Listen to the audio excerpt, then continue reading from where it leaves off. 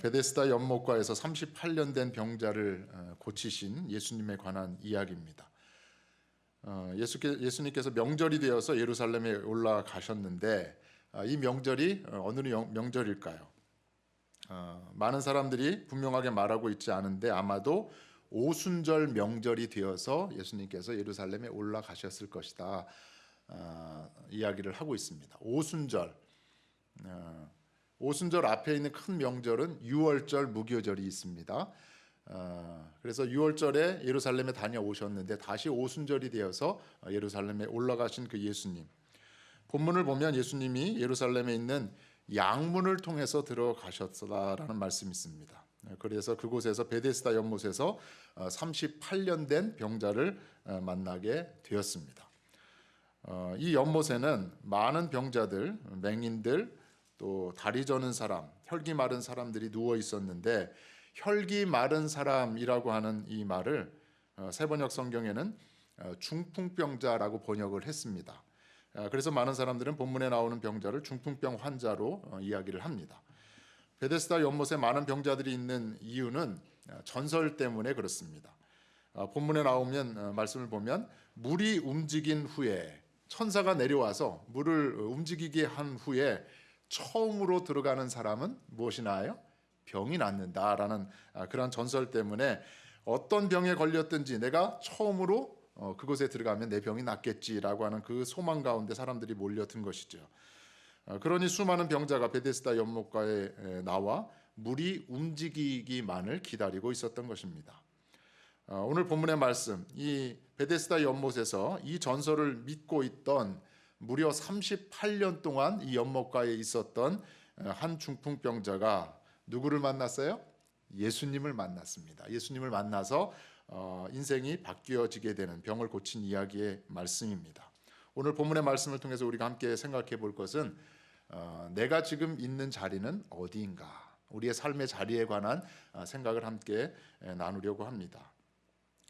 본문에는 예수님이 명절이 되어서 예루살렘에 올라가셨다라는 말씀이 있는데 당시 예루살렘 성에는 여러 개의 문이 있었습니다.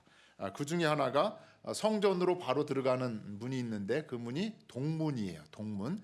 여러분 아시다시피 성전은 어느 쪽을 향해서 동쪽을 향해서 문이 나 있잖아요. 그래서 동문을 향해서 들어가면 성전으로 바로 들어갈 수 있는 것입니다. 그런데 오늘 예수님은 동문으로 들어가신 것이 아니라 어느 문? 양의 문, 양문으로 들어가셨습니다. 동문에 관해서 잠시 생각을 해보면 사도행전 3장에 나오지요. 아름다운 문이라고 하는 한자로 말하면 뭐예요? 미문으로 되어 있죠. 미문. 사도행전 3장에 있는 말씀입니다. 나면서 못 걷게 된 이를 사람들이 메고 오니 이는 성전에 들어가는 사람들에게 구걸하기 위해서 날마다 미문이라고 하는 이 동문이지요. 미문이라는 성전문에 두는지라. 성전을 찾아오는 많은 사람이 출입하는 문이 미문입니다. 그리고 또 하나의 문이 조금 전에 말씀드린 양문인데 양문은 제사를 드리러 오는 사람들이 양을 끌고 들어가는 문이 양의 문입니다. 양을 왜 가져가지요?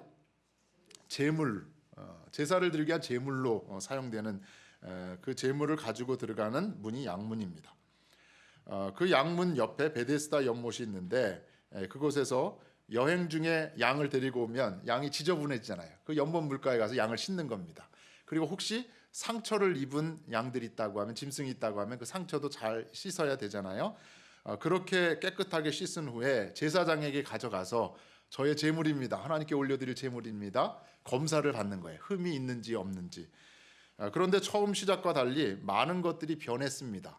많은 사람들이 저 멀리 고향에서부터 짐승을 가져오는 그 풍습들이 바뀐 것이지요. 그래서 성전의 바깥 장소인 이방뜰이라고 하는 곳에서 이제 짐승을 사는 거예요. 돈을 주고 제물을 사는 것입니다. 시대가 변하고 있는 것이지요. 그러다 보니까 양문을 통해서 짐승을 가지고 오는 사람들이 점점 숫자가 줄어들게 된 것입니다. 당연히 이러한 변화는 타락한 제사장들을 낳게 된 것입니다. 이권과 관련되어 있는 것이죠. 양 한 마리에 얼마. 짐승을 사고 파는 그러한 장소로 변하게 되는 것입니다. 제사장들과 성전의 귀족들이 재물을 팔아서 이권을 챙기는 모습. 하나님께 온전한 제사를 드려야 될 성전이 무엇이 돼버려요? 시장 바닥이 돼버린 겁니다. 그래서 복음서를 보면 예수님께서 그런 걸 다 어떻게 하세요? 뒤집어 엎으시는 일들이 요한복음 2장에 나옵니다. 성전 정화 사건입니다. 오늘 본문을 통해서 우리가 함께 생각할 것은 예수님께서 예루살렘에 올라가신 후에 어느 곳을 찾아가셨는가, 어느 곳을 가셨는가, 예수님이 계신 곳이 어딘가, 첫 번째 우리가 생각해 볼 이야기입니다. 동문을 통해서 들어가신 것이 아니라 양문을 통해서 들어가셨습니다. 예수님이 가신 곳은 성전이 아니라 어디예요? 베데스다 연못을 향해서 가셨다라는 것입니다. 몇 개월 전에 유월절에 오셨던 예수님, 유월절에 방문하신 그 예수님이 다시 오순절을 맞이해서 예루살렘에 오셨는데 이제는 예수님이 가셔야 할 곳, 예수님이 계셔야 할 자리가 어딘지를 예수님이 아셨던 것이지요. 성전에는 제사를 비롯한 율법이라고 하는 이 전통과 형식에 매여 있는 사람들이 있었던 것이지요. 종교를 자신들의 비즈니스, 사업 수단으로 생각한 이 타락한 제사장들과 성전 귀족들이 있었던 것입니다. 재물을 돈을 주고 살 만큼의 여유 있는 사람들은 더 이상 재물을 가져오는 것이 아니라 돈을 주고 짐승을 사는 것입니다. 이러한 사람들, 타락한 종교인들과 세상의 많은 사람들 가운데는 전혀 예수님에 대한 관심이 없고 예수님이 필요 없는 상태의 사람들인 것입니다. 반면에 베데스다 연못에는 성전 바깥들조차도 밟을 수 없는 소외되고 버려진 사람들이 있었던 것입니다. 앞서 말씀드린 대로 양문은 먼 곳에서 짐승을 제물로 가져온 사람들이 들어와서 이 연못 물로 깨끗하게 씻기 위한 목적으로 만들어졌는데, 그런데 짐승을 돈을 주고 살 수 있게 되자 예전처럼 제물을 가져오는 사람들이 없게 된 것입니다. 그리고 짐승을 씹기던 기능이 없어지는 대신에 베데스다 연못과 관련된 전설이 퍼지게 되면서 수많은 병자들이 연못가로 오게 된 것이지요. 물이 움직이는 때 처음으로 연못에 들어가는 사람, 어떤 병이든지 낫게 된다고 하는 이 미신을 사람들이 믿으면서 수많은 병자들이 모여들게 된 것입니다. 3절에 있는 말씀, 그 안에 많은 병자들, 맹인과 다리 저는 사람들과 혈기 마른 사람들이 누워 있었다. 고고학적 발굴에 의하면 이 베데스다의 연못의 크기가 얼마나 큰가 하면 100m에 60m, 그리고 깊이만 해도 한 7m, 8m가 되는 엄청난 규모의 못인 것이죠. 100m와 60m와 7, 8m.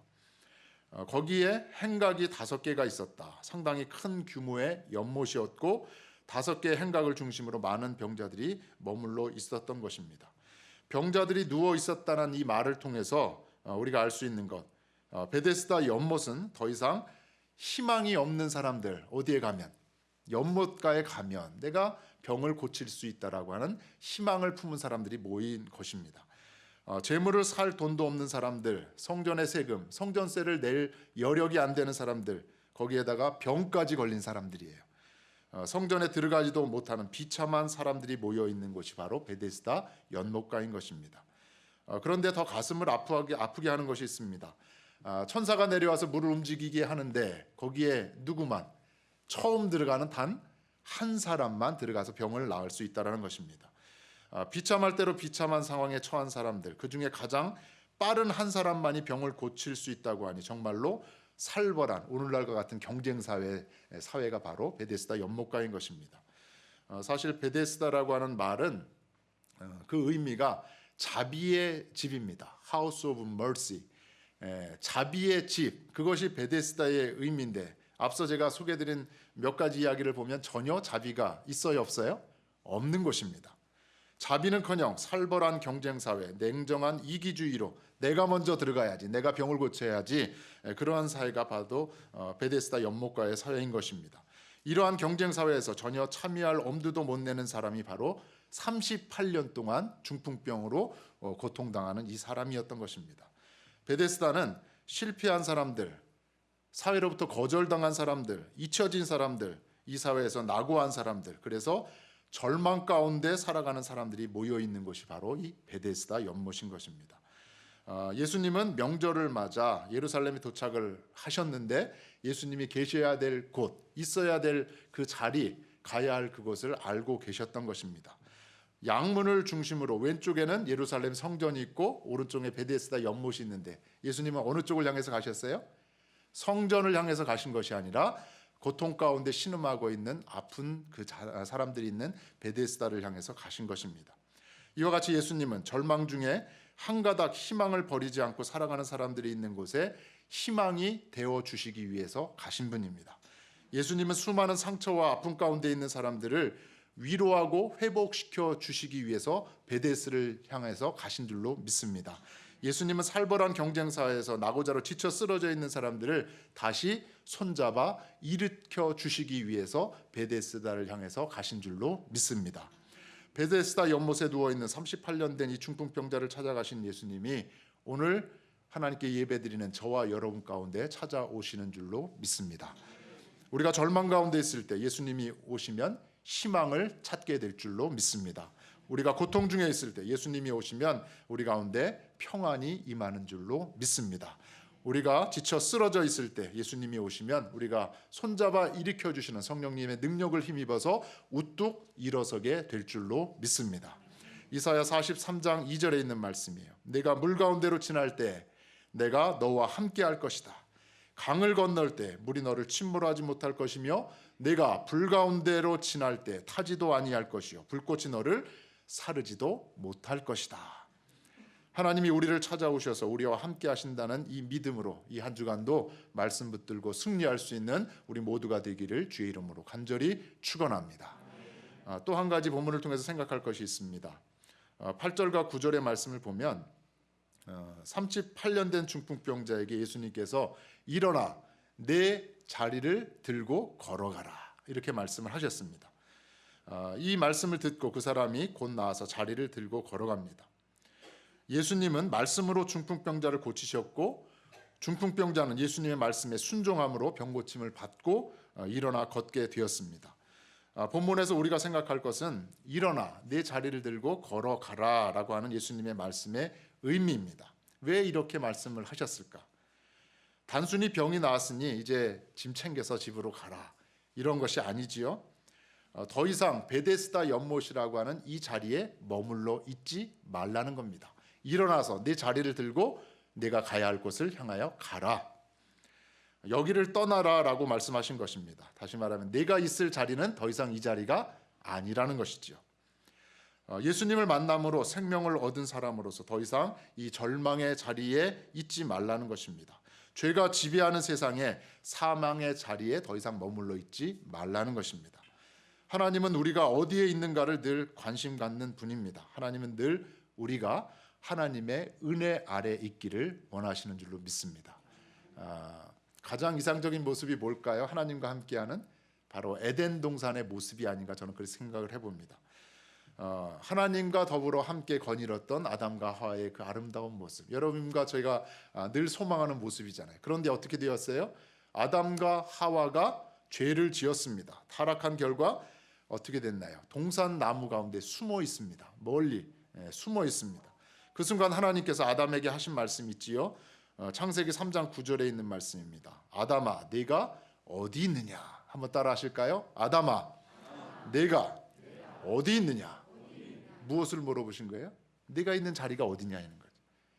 나와 함께 동산을 거닐 때 하나님과 함께하는 그 자리에 있지 않고 어디에 숨어 있느냐? 하나님의 관심이 바로 그거였던 겁니다. 내가 지금 어디에 있느냐? 아담과 하와가 하나님과 함께 있는 자리, 하나님이 이것을 늘 원하셨던 것입니다. 그런데 죄를 지은 아담과 하와가 있어야 할 그 자리에 있지 않고 하나님을 멀리 피해서 숨은 것이지요. 예수님께서 38년 된 병자를 고치신 후에 예수님은 그 사람에게 이곳을 떠나라. 베데스다 연못은 내가 있을 것이 아니다라고 하면서 말씀을 하신 것입니다. 왜냐하면 베데스다는 구원받은 사람이 있을 곳이 아니기 때문입니다. 그래서 예수님은 병고침을 받은 사람을 성전에서 다시 뒷부분을 보면 만나게 되는데 분명하게 말씀하셨습니다. 본문에 이어지는 14절에 있는 말씀이에요. 보라, 내가 나았으니 38년 된 그 중풍병이 나았으니 더 심한 것이 생기지 않게 다시는 죄를 짓지 말라. 내가 다 나았으니 더 이상 죄를 범하지 말라라고 말씀을 하신 것입니다. 더 심한 것이 무엇일까요? 더 심한 것이 생기지 않도록 죄를 짓지 말아라. 38년 동안 절망 가운데 산 것보다 더 심한 것은 하나님으로부터 멀어지는 겁니다. 영원한 생명을 잃는 것입니다.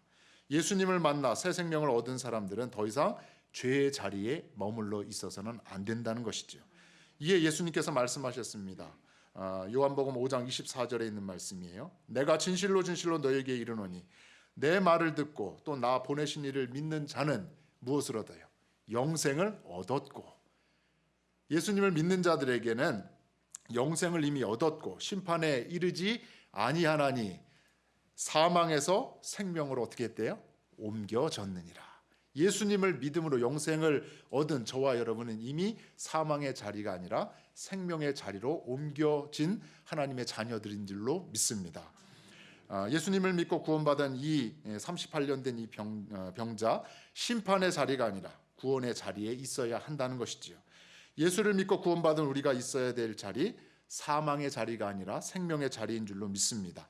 예수님을 믿어 구원받은 저와 여러분, 늘 하나님이 기뻐하시는 자리, 에덴 동산의 아담과 하와가 하나님과 함께했던 그 자리, 우리가 있는 삶의 자리, 일상의 자리가 하나님 기뻐하시는 그 자리에 온전히 머물 수 있는 저와 여러분이 되기를 간절히 바랍니다.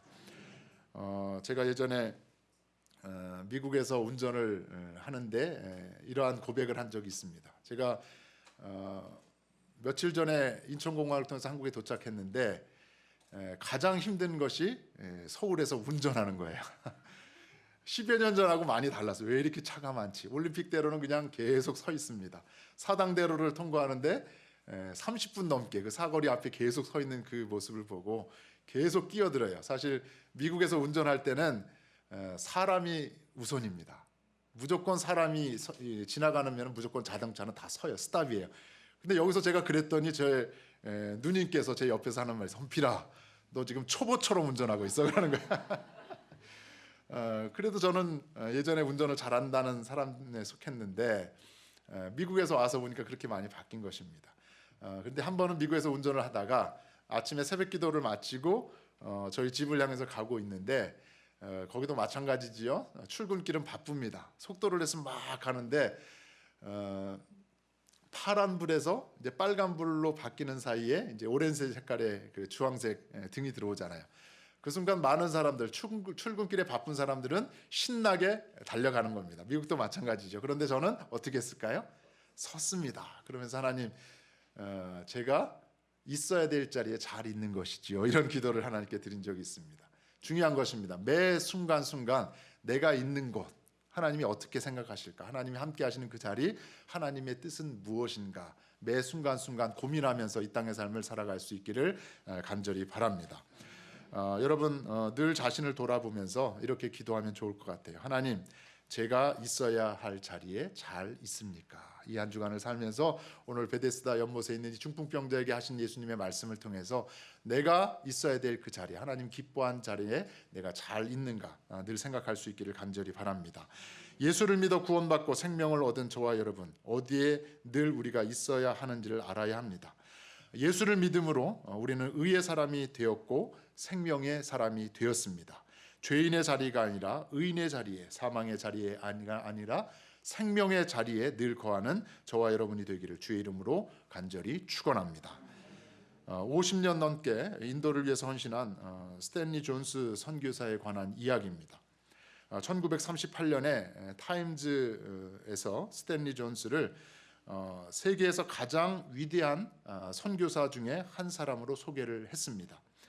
1961년에는 간디 평화상을 수상을 하셨고 제2차 세계대전 중에 펼친 평화활동에 힘입어서 두 차례나 노벨 평화상 후보로 지명된 분이 스탠리 존스 선교사입니다. 인도에서는 이 선교사님을 향해서 하나님의 성자라고 불렀습니다. 그런데 1971년 12월에 87세의 나이에 갑자기 뇌졸중으로 쓰러져서 반신불수가 되었습니다. 그래서 사람들이 억지로 이 선교사님을 보스턴에 있는 병원에 강제로 입원을 시켰습니다. 치료를 받으셔야지요 라면서 이 선교사님을 입원을 시켰습니다. 그런데 이 존스 선교사님 치료 중에 한 가지 부탁을 했습니다. 병실을 들어오고 나가는 이 의사와 간호사, 의료진들에게 부탁을 한 겁니다.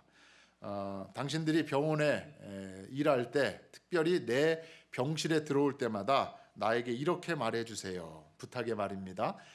스탠리 존스 선교사, 나사렛 예수 그리스도의 이름으로 명하노니 일어나 걸으라.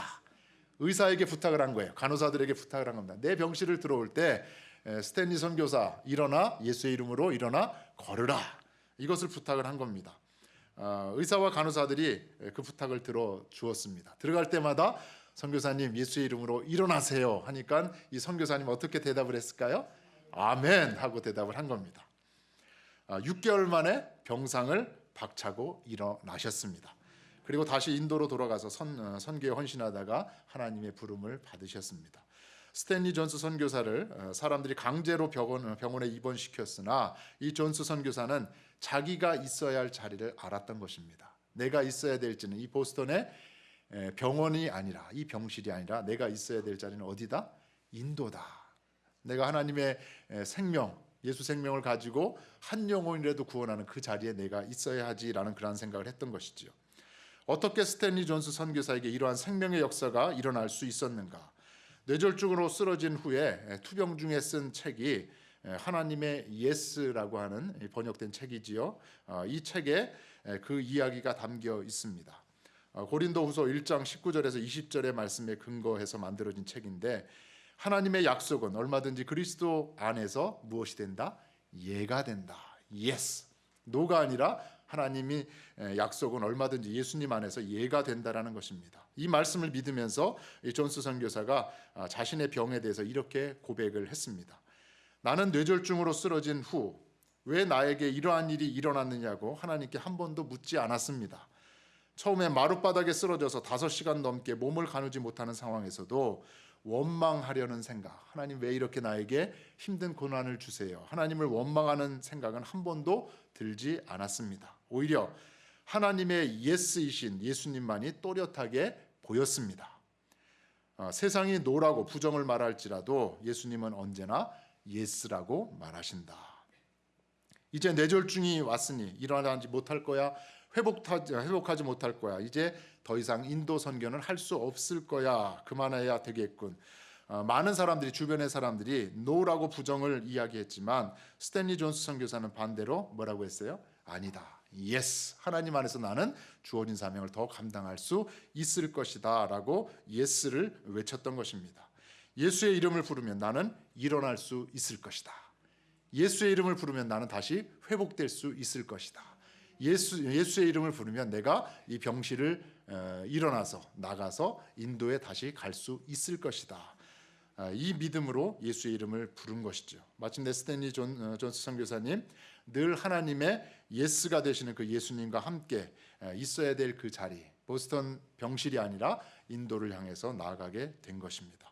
사랑하는 성도 여러분, 예수님과 함께하는 그 순간, 그 자리가 절망의 자리라고 하면 예수님으로 인하여 말미암아 그 자리가 희망의 자리로 변하게 될 줄로 믿습니다. 언제나 예수님을 통해서 노가 아니라 뭐라고 얘기해야 돼요? Yes. 예수의 이름을 부르고 힘들고 어려운 가운데 Yes 외치면서 고백하면서 다시금 일어설 수 있기를 간절히 바랍니다. 불평불만으로 가득 찬 고통의 자리가 Yes 하는 순간 기쁨과 감사의 자리가 될 줄로 믿습니다. 생명의 자리가 될 줄로 믿습니다. 또한 소망의 자리가 될 줄로 믿습니다.